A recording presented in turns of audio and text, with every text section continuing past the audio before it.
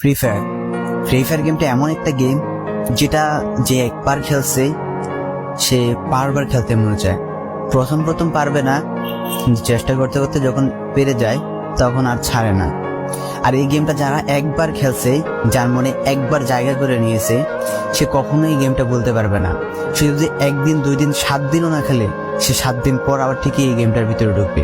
কারণ এই গেমটা কখনো কাউকে কষ্ট দেয় না। এই গেমটা সবসময় সবাইকে আনন্দ রাখে। এই গেমটাতে আমি অনেক সময় কাটাইছি, আর এটা আমি কখনো ভুলতে পারবো না। এই গেমটা আমার কাছে এমন একটা গেম যেটা কিনা আমি বলে বোঝাতে পারবো না।